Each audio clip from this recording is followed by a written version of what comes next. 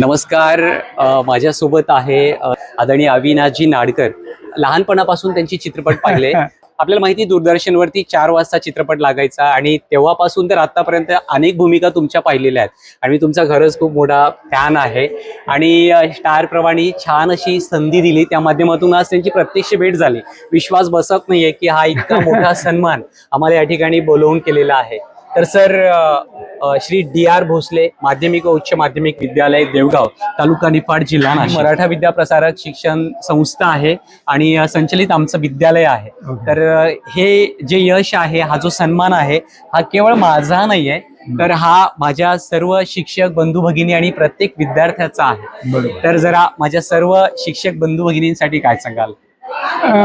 काय शिक्षक बंधू आणि भगिनींप्रती खूपच आदराचं स्थान आहे माझ्या मनामध्ये नेहमीच राहिलेलं आहे. कारण आम्ही नेहमी असं म्हणतो की पिढीला घडवणं जो त्या घडण्याच्या प्रोसेसमधला मूळ हिस्सा कोणाचा जर असेल तर तो शिक्षकांचा असतो असं मला वाटतं. धरून आई वडील तुमच्यावरती छान वर्तणूक आणि घरचे संस्कार करून तुम्हाला शाळेत पाठवतात, पण समाजात कसं वावरायचं आहे त्याचं खरं प्रशिक्षण, खरं शिक्षण हे शिक्षकच तुम्हाला देत असतात. शिक्षक नुसत्याच चांगल्या विचारांचा वारसा तुम्हाला देत नाहीत, तर एक ज्ञानाचा खूप मोठा वसा तुमच्या पदरात शिक्षक घालत असतात. त्यामुळे शिक्षकांप्रती कायमच कृतज्ञता भाव आपल्या मनामध्ये असायला हवा, कारण त्यांचे ऋण जे आहेत ते ऋण आपण कधीही विसरू शकत नाही. तर माझ्यासोबत डी.आर. भोसले विद्यालय देवगावचे शिक्षक दीपक आहेर हे देखील आज माझ्यासोबत आहेत. या आमच्या लाडक्या नाईकबाई या गुरुवंदना या कार्यक्रम या सोहळ्यासाठी त्यांना आमंत्रित केलेलं होतं शिक्षक म्हणून.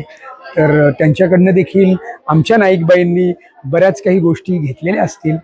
त्यांचा आवाज मी आत्ता कार्यक्रम पाहत होतो त्यावेळेला सरांनी एक गाणं कविता देखील एक गाऊन आम्हाला कविता ऐकवली.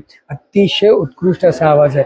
सो मला असं वाटतं की इतक्या चांगल्या आवाजाचा शिक्षक हा मुलांना एक खूप काय म्हणूया ज्ञानार्जनाचं काम हे इतक्या छान पद्धतीने जर करत असेल तर ती खूप आनंदाची गोष्ट आहे. तर मला असं वाटतं की मी त्यांच्या या पुढच्या म्हणजे मुलं घडवण्याच्या या कारकिर्दीसाठी शिक्षक म्हणून त्यांना खूप खूप मनापासून शुभेच्छा देतो.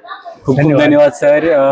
आपलं हे मोलाचं मार्गदर्शन, माझ्याबद्दलची कौतुकाची थाप नक्कीच माझ्या सर्व विद्यार्थ्यांसाठी, माझ्यासाठी प्रेरणादायी असेल आणि खूप चांगलं काम अजून माझ्याकडनं होईल. होणार, डेफिनेटली होणार. Yes sir. धन्यवाद. थँक्यू.